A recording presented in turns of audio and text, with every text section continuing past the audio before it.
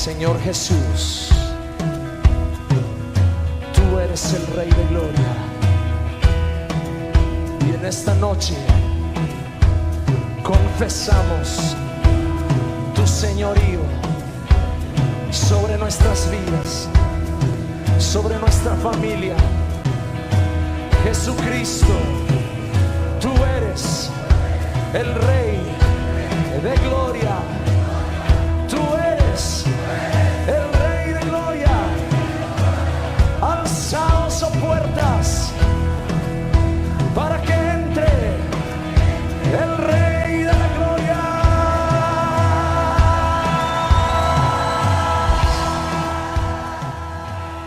Él es el Rey de Gloria. Bendita sea la gloria de Jehová desde este lugar. Estamos más que bendecidos en su programa. Gracias al Dios del cielo porque está con nosotros y nos está bendiciendo y nos da la oportunidad de entrar a sus hogares. Gracias por sintonizarnos y gracias por estar con nosotros, cada uno de ustedes. Si estás a través de YouTube, nos estás viendo en diferido, queremos decirles que hoy estamos grabando el último programa de esta serie llamada el Salmo 24. Y queremos recordarles solamente que este salmo está dividido en 3 secciones y queremos hacer un resumen rápido de las 3 secciones, amado pastor, sintonizando en 3 meses de trabajo. Iniciamos con una lectura general del salmo. Amén. El propósito de hoy es refrescarle a usted todo lo que usted nos ha estado escuchando y que lo que hemos hecho es repetir lo que la misma palabra dice. Aquí no tenemos nada que hayamos dicho o menos agregado ni omitido nosotros, sino lo que la misma palabra nos habla. Y entonces, dice así este Salmo 24, el que está a mi derecha se lo sabe de memoria, pero yo tengo que leerlo. Dice: de Jehová la tierra y su plenitud, el mundo y los que en él habitan, porque él la fundó sobre los mares y la afirmó sobre los ríos. ¿Quién subirá al monte de Jehová? ¿Y quién estará en su lugar santo? El limpio de manos y puro de corazón, el que no ha elevado su alma a cosas vanas, ni jurado con engaño. Él recibirá bendición de Jehová y justicia del Dios de salvación. Tal es la generación de los que le buscan, de los que buscan tu rostro, oh Dios de Jacob. Alzad, oh puertas, vuestras cabezas, y alzaos vosotras puertas eternas, y entrará el Rey de Gloria. ¿Quién es este Rey de Gloria? Jehová el fuerte y valiente, Jehová el poderoso en batalla. Alzad, oh puertas, vuestras cabezas, y alzaos vosotras puertas eternas, y entrará el Rey de Gloria. ¿Quién es este Rey de Gloria? Jehová de los ejércitos. Él es el Rey de la Gloria. Tremendo salmo que nos ha dado una tremenda dimensión. Y recordarles solamente que este salmo fue escrito en el tiempo en el que David traspasó el arca de casa de Obed-Edom a la tienda que había hecho en Jerusalén. Así que es un salmo que fue escrito en un tiempo de trasladar de la presencia de Dios. Y si usted analiza los salmos, si usted viene estudiando el salmo, usted se da cuenta que el Salmo 23 es el salmo que precede obviamente el Salmo 24, pero que el Salmo 23 es una dimensión que nos habla de ser pastoreados, de ser sustentados por Dios. Pero el Salmo 24 es otra dimensión y es otra mentalidad la que nos da el Salmo. Entonces, la primera sección, amado pastor, de este Salmo nos habla de cómo entrar en el reino de Dios. Pastor, ya que mencionaste el Salmo 23, me permite agregar algo más. Yo quisiera decirlo de esta manera. Si usted lee el Salmo 24 con detenimiento, no hemos podido estudiarlo, quizás lo hubiéramos estudiado también, pero el Señor nos dará el tiempo si es su propósito. Pero si usted lee el Salmo 23, nosotros vamos a entender que en el Salmo 23 se refiere a nosotros, a las ovejas, así es, a los seres humanos, a los creyentes.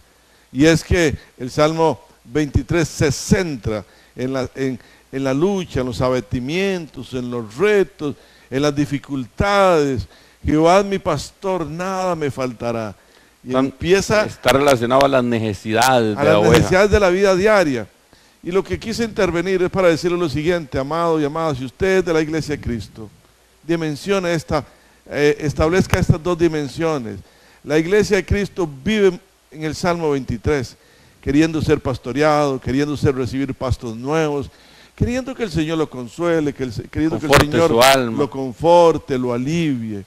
Pero en el Salmo 24 el Señor nos traslada a otra dimensión, a una dimensión de acercamiento al trono, al Creador, al que es poderoso en la batalla, al que es el Rey de Gloria. Ya no es ahora lo que vamos a recibir, sino nosotros vamos a dar. La diferencia que hay entre un siervo y un hijo, la diferencia que hay entre una oveja y un adorador. Es la misma dimensión. Así es que si usted tiene varios años de estar en Cristo, le invitamos a que reflexione en esto. No nos conformemos con seguir viviendo conforme al consuelo del Salmo 23. Subamos al monte de Jehová y añoremos estar con Él. Hay un pasaje extraordinario ahora que dice, vamos, subamos al monte de Jehová, donde el Señor habita. Amén. Este Salmo 24 el Salmo 23 gira alrededor de las necesidades del hombre, mientras que el Salmo 24 gira en torno al Rey de la Gloria. Y entonces te das cuenta que la primera cosa que nos damos cuenta para entrar en el reino de Dios, hay que ser criatura de Él. Y hay una diferencia entre ser criatura y ser hijo, y a veces nos cuesta entenderlo. Pero el Salmo 24 arranca con esta declaración que dice, de Yahweh es la tierra y su plenitud, el mundo y los que en él la habitan. Porque una cosa es la tierra y otra cosa es el mundo, amado pastor. Amén. Y casualmente este próximo domingo que en Comunidad del Calvario estaremos compartiendo el mensaje acerca del Sermón del Monte. Vosotros sois la sal de la tierra y vosotros sois la luz del mundo. Tenemos que dimensionar la diferencia entre la tierra como la superficie arable y física y material de donde obtenemos el aliento, y el mundo como la concepción de esa misma tierra, pero de las perspectivas de quienes la habitamos y la relación con el Dios eterno. Amén.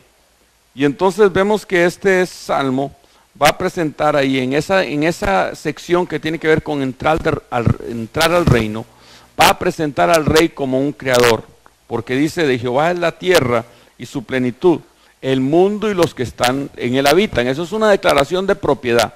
Pero la segunda declaración, el segundo verso, justifica por qué la declaración de propiedad. Pues dice, porque él la fundó sobre los mares y la afirmó sobre los ríos. Y aquí el salmista es muy posible, y no lo hemos conversado, pastor, pero recordando lo que hablábamos ayer, es muy posible que el salmista aquí esté enfocada en el huerto del Edén. El Edén estaba rodeado de 4 ríos, al oriente, al norte, al occidente y al sur. Y se nos dan los nombres de los 4 ríos. Y sabemos que esos ríos existen realmente.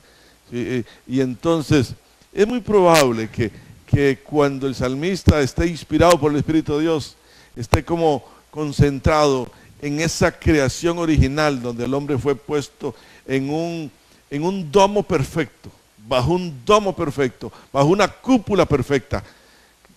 Incluso eso nos lo recuerdan los templos religiosos.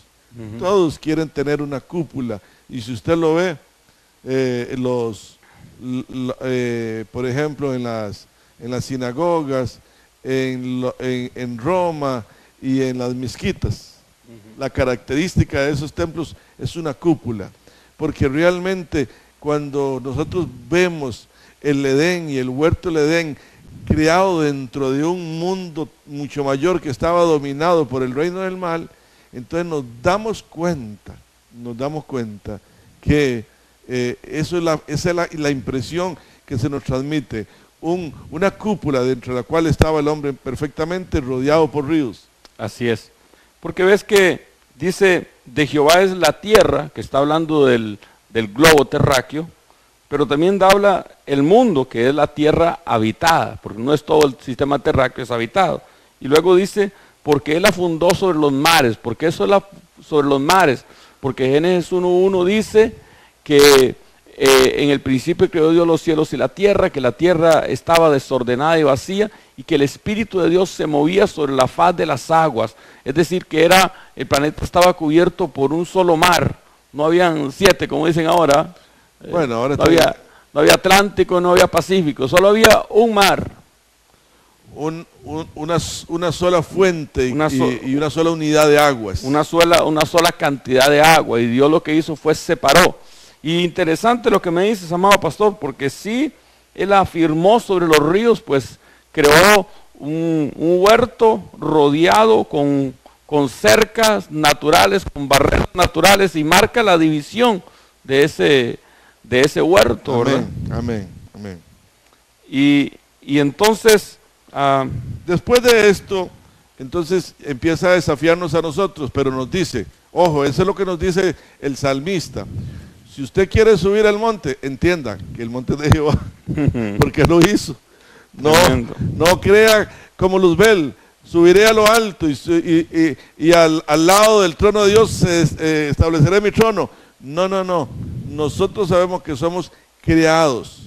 Y esto define una actitud de vida, porque los hombres más eminentes que se introducen en las vertientes de la ciencia, lo primero que tienen que hacer como una obligación de sí y solo sí, es negar al Señor, porque si no, ¿a qué se van a dedicar a investigar? Tremendo, amado pastor. Solamente déjeme regresar un momento a lo que estábamos hablando. Dice la palabra, y salía de Edén, Génesis 2:10, y salía de Edén un río para regar el huerto, y de ahí se repartía en 4 brazos. Y el nombre de uno era Pisón. Ese es el que rodea toda la tierra de Havila, donde hay oro. Y el oro de aquella tierra es bueno. Hay allí también bedelio y ónice. Y el nombre del segundo río es Gijón. El nombre del tercer río es Eidekel. Y el nombre del cuarto río es Éufrates, que es uno de los ríos más famosos del mundo, ¿verdad? Y que todavía hoy lo conocemos. Todavía hoy es un punto muy estratégico en el mundo entero. Entonces ahí se hace la declaración, Él afirmó sobre los ríos, y luego nos va a hacer una presentación a continuación de cómo entrar al reino del rey, ahora ya no como creador, sino como un rey justo. Y dice, nos abre ese verso 3 con una pregunta, una de las 2 preguntas más importantes que hay en el libro. Y la pregunta es, ¿quién subirá al monte de Yahweh? Y aquí es importante que, como estamos haciendo una recapitulación de todo el Salmo, que usted recuerde, amado y amada, que hay 2 temas fundamentales: el tema de la justicia y el tema de que es un Dios poderoso en batalla. Y entonces, aquí, cuando nosotros tenemos eso escrito en nuestro corazón, entonces, y sabemos que Él lo hizo, entonces vamos a subir. Y lo emocionante de subir a su monte no es subir. Porque muchas veces, ¿sabe que por eso no me gustan los tours? Los que viajan a algunas otras partes, que viajan un tour y les llevan una agenda, 1 hora aquí, 1 hora para almorzar, y corran y póngale, porque si no, no se cumple el recorrido. Yo nunca pude viajar en tours. A mí me gusta viajar tipo mochilero cuando he viajado. Ir y quedarme en una casa y quedarme en una ciudad y no correr. Y si no conozco todas las ciudades por sí, va a ser imposible que la conozca toda. Así es. Porque lo importante es permanecer. Y es la segunda pregunta que dice, ¿y quién estará en su lugar santo? Pues allá, y vemos en el estudio que hicimos de hombres de Dios impresionantes que subieron, pero no pudieron permanecer en el lugar santo. Y uno de ellos, recuerdo a los hijos de Aarón, Nadab y Abiú, que tuvieron una experiencia pero extraordinaria pero no lograron permanecer ahí. Porque fueron seducidos, un tanto como fue, como el engañador quiso sentarse junto al trono de Dios para ser igual que Dios.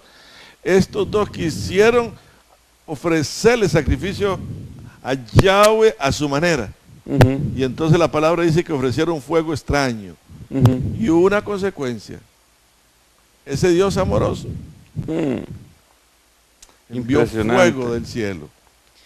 Y luego el mismo capítulo nos empieza a decir quién puede subir, pero sobre todo quién puede permanecer en el lugar santo. Y empieza, la primera explicación está en el verso 4 y dice, limpio de manos, puro de corazón. Pastor, y no lo hicimos en el Salmo, pero es que ahora que lo mencionaste me abriste, yo no sé si retroceder, pero si usted ha vivido la dimensión del Salmo 23, si el Señor ha aderezado mesa delante de nuestros angustiadores, si el Señor nos ha llevado por pastos verdes, si el Señor nos ha dado una copa que rebose, ¿por qué es que no vamos a tener las manos santas y un corazón puro? Tremendo. ¿Qué es lo que ocurre? Que somos tan débiles. ¿Qué es lo que ocurre? Que nos dejamos contaminar tan rápido, que cuando pasamos a la dimensión del Salmo 24, entonces vamos a ser confrontados porque pareciera que no somos como agradecidos. Tremendo, amado pastor. Y no se nos puede olvidar que manos son acciones, pero corazón son intenciones. Amén. Y Dios no solamente medirá nuestras acciones, sino medirá el para qué, el qué hay detrás de la intención. Él medirá la intención del corazón. Y es la gran distancia, la gran diferencia que hay entre la ley. Porque la ley solamente decía no matarás. Pero la gracia dice si aborreces a tu hermano, eres homicida. Y aquí vamos a detenernos un poquito, aunque nos quedamos quizás solo aquí. Amado y amada, entender esto. La gracia es ese principio divino que nos dice que nosotros no podemos hacer nada por nuestra salvación. Y que por tanto el Padre tomó la iniciativa de enviar a su Hijo para autocancelarse con la sangre de su propio Hijo. Porque en la sangre está la vida. Y como en la sangre está la vida del Rey de Gloria tenía que pagar por nuestra muerte para darnos vida. Pero que estemos en gracia no significa que estamos en libertinaje o en libertad. No significa que estamos en libertinaje. No es que podemos hacer lo que nos da la gana, que de por sí el Señor nos va a perdonar, porque ya nos perdonó. No significa eso. El Señor eleva el estándar de santidad. Amén. Ya no ahora, no es no matar, sino no odiar, porque en el odio empieza. El odio es la semilla que va a ir germinando y cuando brote de nuestros labios se convierte en una acción que causa la muerte. De modo que la forma de evitar que alguien dé muerte no es reprendiéndolo, no es amenazándolo, que si usted da muerte va a la cárcel, como hace nuestro sistema judicial, sino es tratando con el odio, enseñando a vivir en paz. Por eso nos esforzamos. Por eso le decimos a ustedes que estamos persuadidos, vivimos de la palabra de Dios, vivimos de la palabra de Dios. Por eso nuestro sistema educativo tiene que ser revolucionado. No es enseñarle a los adolescentes hoy cómo es que tiene que practicarse la sexualidad y la promiscuidad, que eso es lo que van a acentuar. No, no es enseñar eso, es enseñar cómo nosotros podemos vivir en paz, de acuerdo con los principios de la palabra del Señor. Porque el enemigo, el diablo, el rey de las tinieblas, cada mes más nos introduce en sus principios y nosotros vamos complacientes. Sí, claro que tiene razón. Hay que enseñarle a los jovencitos para que no queden embarazadas. Y es interesante, ¿no? Porque muchas veces en nuestro país hay doble moral. Porque, mira, por el problema de las armas, no agarramos y le damos un arma a todos nuestros hijos y les enseñamos a usarla, sino que entendemos en nuestra sociedad que la clave para tratar con eso es eliminar la capacidad de que la población tenga armas. Y casualmente, amado pastor, es el gran problema de los Estados Unidos, donde conseguir un arma y un arma de grueso calibre es legal y fácil, y entonces vemos matanzas en las escuelas, en los colegios, que nunca nos pasa acá. ¿Y por qué no nos pasa? Bueno, pues simple, porque tener acceso a una arma de esas Porque aquí trabajamos el odio, Claro, no alimentándolo, claro. no alimentándolo con armas. Entonces, el que tiene un arma es porque se la procuró, Ilícitamente.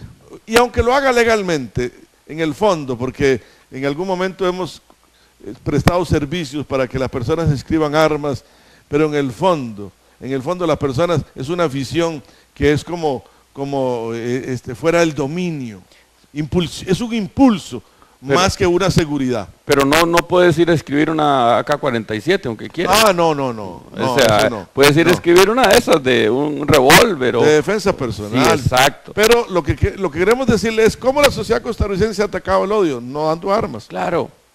¿Qué vamos a hacer ahora en las escuelas? Porque esto a mí en las escuelas me pueden decir cavernícola, me pueden llamar retrógrado, me pueden decir misógeno, me pueden decir que soy un...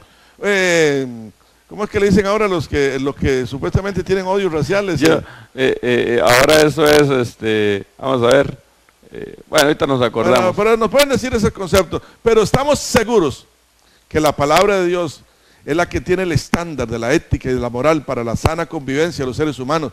Y todo consiste no en echarle agua al fuego, sino en no ponerle, no prenderle fuego a la montaña. Y lo que vamos a hacer ahora con esta educación sexual es ponerle fuego a la montaña y después decirle a las señoritas y a los jovencitos, no, ya ustedes saben cómo es la sexualidad, ahora no tengan relaciones sexuales. Mira, voy a ser abuelo, pero pobrecitos los padres de este momento. Les tengo misericordia. Vivimos de la palabra del Señor, y en la palabra del Señor el sexo es entre hombre y mujer. Vivimos de la palabra del Señor, y en la palabra del Señor el sexo es algo maravilloso que está solamente, estrictamente diseñado para usarse dentro del matrimonio. Y es una gran bendición, pero hay que saber usarlo. No abusamos de ese tipo de cosas, y nuestra educación tiene que ser revolucionada, como lo decías, amado pastor. Tiene que ser, y no solamente en este tema, en muchos temas. Escuchaba un documental, Dios del Cielo, que nos hacen pasar 12 años en educación entre primaria y secundaria para garantizarse el sistema que ha formado un consumidor. Que ha formado un consumidor. Y si no, vuélvese a ver usted mismo. Los que somos de la generación anterior, ¿cuándo un teléfono nos hacía falta? Ahora yo me asusto, y lo he visto en mis hijos, no voy a ir a otros. Ya está pestañando la pantalla y tienen una esquina negra, hay que comprar uno nuevo. Entonces trabajar 2 o 3 meses para ahorrar, para comprar uno nuevo. Consumidores y consumidores y consumidores. Y trabajamos para que otros tengan mucho dinero. Y nosotros consumidores. Porque nos educan para ser consumidores. Nos educan para ser consumidores. Y en esos 12 años, si nos enseñaran ética cristiana, si nos enseñaran civismo, si nos enseñaran otras valores, nuestra sociedad estaría diversamente caminando por el reino de Dios y no por estos principios de odio y de rechazo. Yo vuelvo a repetir la estadística. Esta estadística la hice yo a nivel personal. Y se la recuerdo, un día se la dije. En 1985, cuando abrí mi oficina aquí en Buenos Aires, hice una estadística. Habían 12 funcionarios con cargos de judicatura, de fiscales y defensores entre Pérez y León y Buenos Aires. Wow. 12. Y habíamos 17 litigantes. Wow. Y habían 192 personas guardando prisión preventiva ahí en la unidad carcelaria La Reforma, en Palmares, de Pérez Celedón. Wow. Para los que están viéndonos fuera, estamos hablando de la zona sur de Costa Rica, en Centroamérica. Hace 5 años, como salí del país hace 5 años, 6 años, volví a hacer la estadística. 60 funcionarios con cargos judiciales de judicatura, 400 litigantes A sangre del y pacto. 1900 privados de libertad. Entonces me di cuenta, y no quiero agredir el sistema, pero cada juez penal produce, alimenta al hotel de la cárcel con unos 20 por año. Wow. Pues no es eso lo que cambia la sociedad, amado y amada que nos escucha. Es el temor de Jehová. Es el temor de Dios que solamente lo adquirimos si vamos a esta palabra, si nos alimentamos de esta palabra, si su hijo es instruido por usted para que viva de la palabra de Dios, no es lo que nos ofrecen la televisión ni las grandes compañías que nos venden para ellos enriquecerse. Hoy la medicina nos enferma. Hoy las farmacéuticas nos enferman. Hoy los agroquímicos nos contaminan.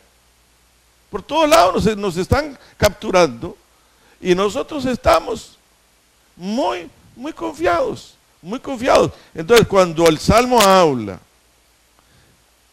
limpio de manos y puro de corazón, muchas veces, amado y amada, la sociedad ha creado, el reino de las tinieblas ha creado un sistema para contaminar nuestro corazón. En vez de para tener que nuestros muchachos tengan un corazón puro, amado pastor. Veámoslo ahora con la pornografía. Ahora hay una pornografía express. Ahora lo que cuesta es que los muchachos cierren el teléfono. Pero eso es una contaminación del infierno y ensucia la mente, distorsiona la formación del ser humano. Amén.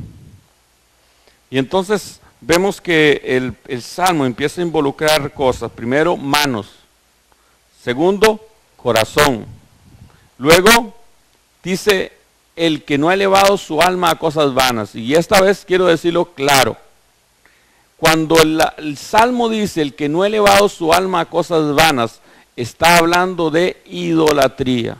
Está hablando del quebrantamiento del segundo mandamiento, porque el primero es, amarás a Jehová tu Dios con todo tu corazón. Y el segundo, no tendrás dioses ajenos delante de mí, porque yo soy Dios celoso que visito la maldad de los padres sobre los hijos hasta la tercera y cuarta generación de los que aborrecen mi nombre.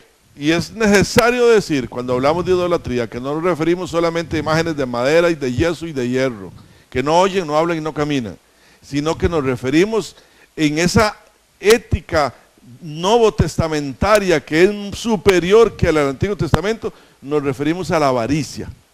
La avaricia es idolatría, es empezar a adorar su casa, su carro.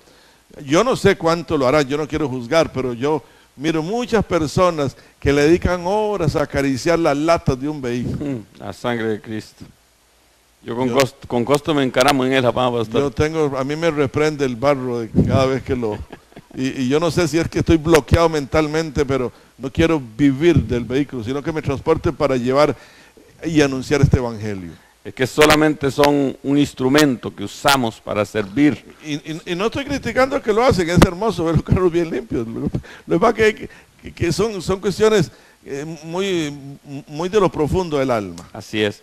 Y entonces dice la cuarta es boca, la primera es mano, la segunda corazón, la tercera alma y la cuarta boca, ni jurado con engaño.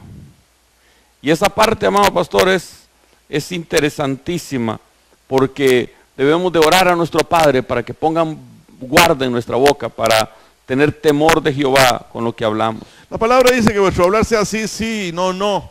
Solamente voy a darles un ejemplo. Usted que nos está escuchando, porque este es un país bien informado. Hará 2 meses se aprobó una ley que extiende los alcances de la ley de enriquecimiento ilícito y legitimación de capitales. Ahora, toda persona que vaya a un notario público tiene que hacer una declaración jurada y afirmar de dónde obtuvo los 5 pesos o los 10 millones por los cuales compró un bien. Wow. Tiene que jurar, porque parece que lo que está diciendo el sistema es, sabemos que todo está, ayer hablábamos de legalidad y legitimidad, todo es ilegítimo. Entonces tenemos que comprometer a las personas a que nos digan. Pero es importante denunciar que más allá, pastor, más allá que las personas afirmen eso, es irle poniendo cadenas a la sociedad. Claro. Ya ahora no nos... El principio del derecho penal es que el Estado tiene que demostrar quién es culpable. Ya ahora nosotros, como ciudadanos libres, tenemos que ponernos la soga al cuello. Tenemos que demostrarle al Estado que somos inocentes. Por unos cuantos que andan en narcotráfico y en legitimando y arruinando la sociedad, desequilibrando el mercado financiero, los que somos justos tenemos que andar poniéndonos espuelas. Impresionante eso, porque el mundo empieza a funcionar al revés, amado Al pastor. revés, en los últimos tiempos, a lo malo llamarán bueno y a lo bueno llamarán malo. Pero es impresionante, amado, que nos escucha. Usted que ve noticias, usted que se informa, cómo nos empiezan a doblegar y a manipular. Y uno dice, sí, es cierto, la ley dice eso y tenemos que hacerlo. Tremendo. Y entonces dice, verso 5, que quizá eso es el verso que más nos confrontó en este pasaje. Él recibirá bendición de Jehová y justicia del Dios de salvación. Y aquí nos detuvimos por mucho tiempo a hablar del concepto de... Un mes, sí, pastor. hablar del concepto de justicia, juez, justo, justificación, juicio, que son elementos que conlleva la justicia. Y entonces esa parte marcó mi corazón, amado pastor. Y la mía también, porque déjeme decirle, amado hermano que nos escucha, estamos igual que usted deseosos de crecer en el conocimiento de la palabra. Amén. Y cuando empezamos a hilvanar todo lo que es el sistema de la justicia divina versus el sistema de la justicia terrenal, pudimos constatar cómo lo que hacemos aquí es algo como una reproducción de lo que el diseño bíblico. Entonces constatamos de que los juristas no han inventado mucho, lo que han hecho es simplemente tomar los principios que están en la palabra y convertirlos en legislación y establecer un debido proceso que la palabra ya tiene. Entonces, hablamos de ley, ahí empezamos. Ley.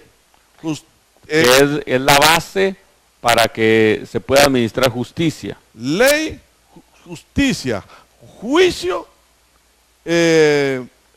justificación. Justificación. No, justo, justificación. Y justificación.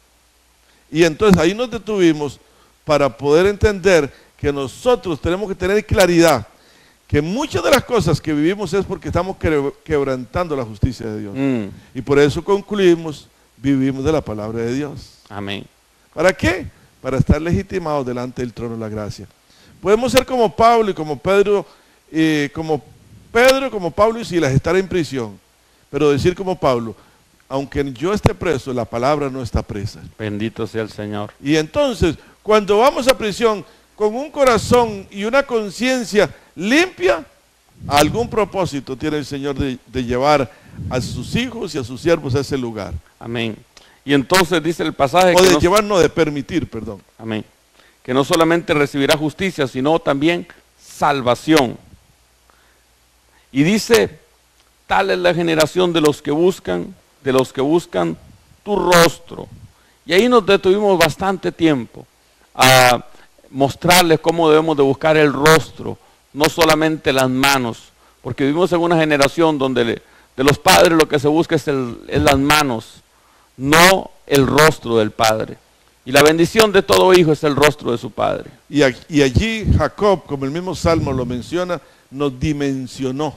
Pastor, también a mí me dimensionó la vida de Jacob. Sí, impresionante este hombre, Jacob, cómo vivió una vida de pérdida y de injusticia, pero con su suegro Labán, ¿verdad? Y modelando un estilo de vida cuando todavía la ley no existía. Por eso para nosotros la iglesia es un reto sorprendente quedarnos en Jacob.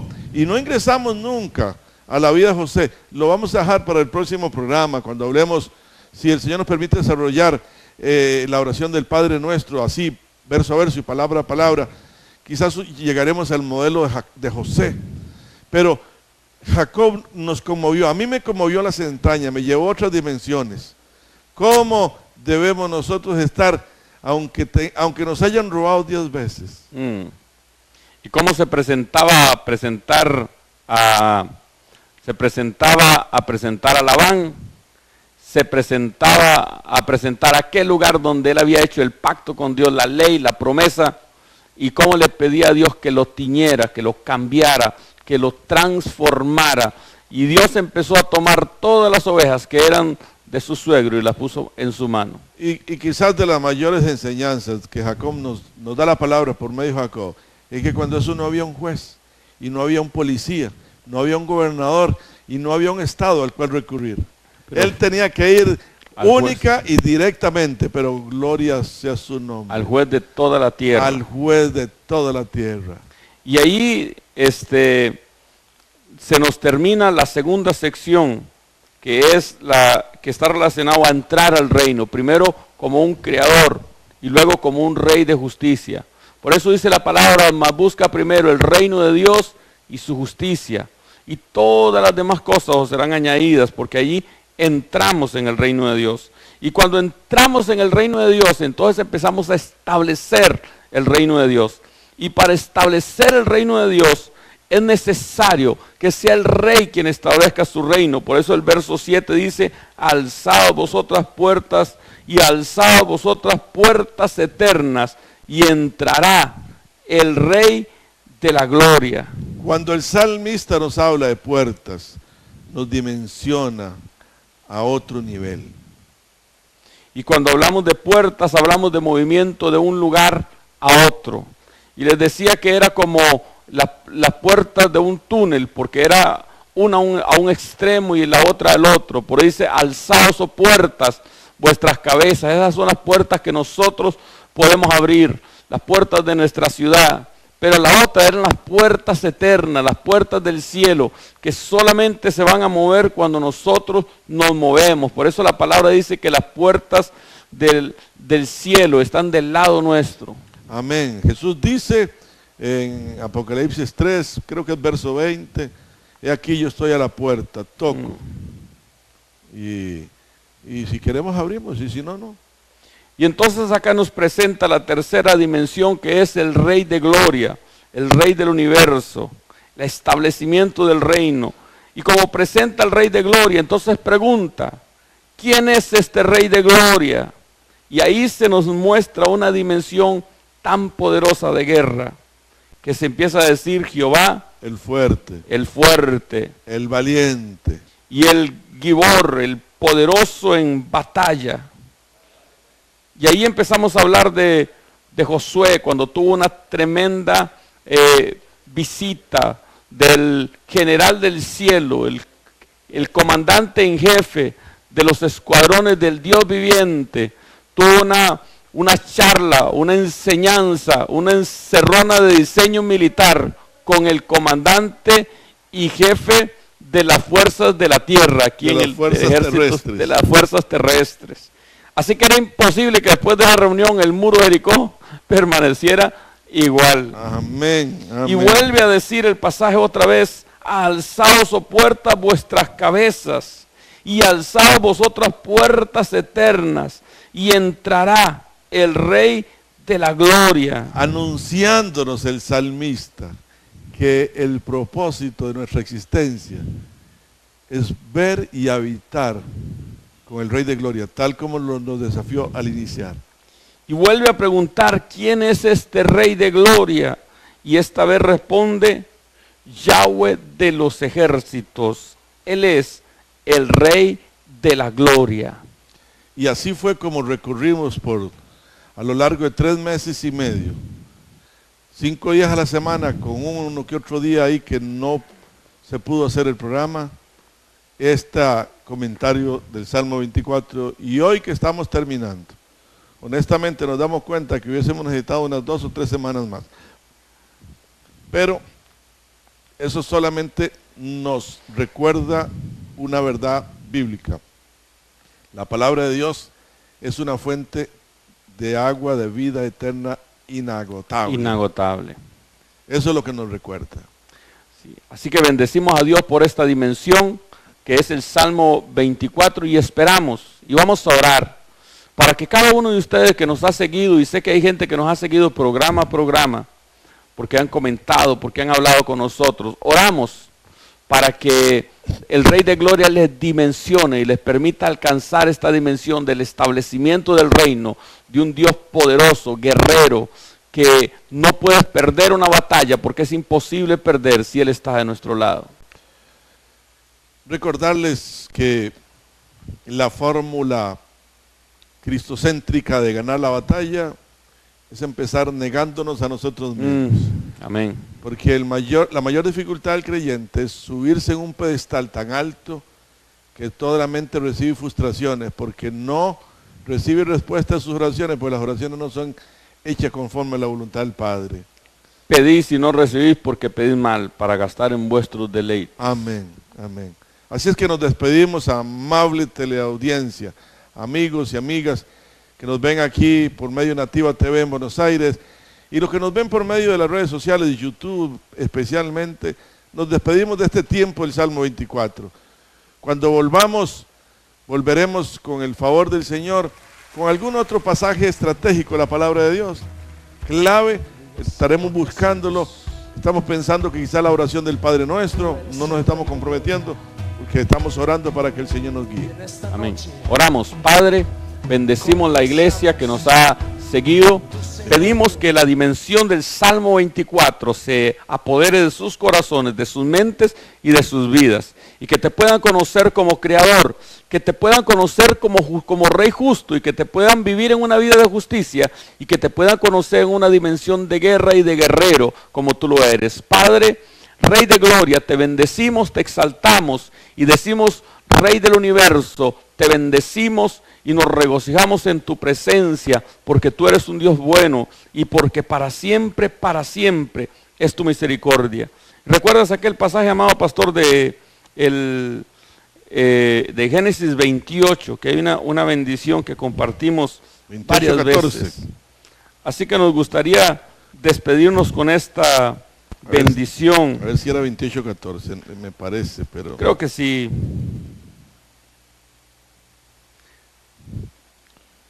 Ahí está el... 28, no es 14, es...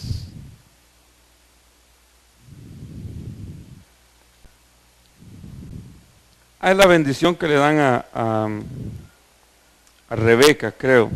28:3. 28:3. Que dice: y el Dios omnipotente te bendiga y te haga fructificar y te multiplique hasta llegar a ser multitud de pueblos. Y te debe la bendición de Abraham y a tu descendencia contigo para que heredes la tierra en que moras, que Dios dio a Abraham. Así te bendecimos, gracias por habernos acompañado y será hasta la próxima vez. Y así el Señor le permite. Señor Jesús, tú eres el Rey de gloria. Y en esta noche confesamos tu señorío sobre nuestras vidas, sobre nuestra familia. Jesucristo, tú eres el Rey de gloria.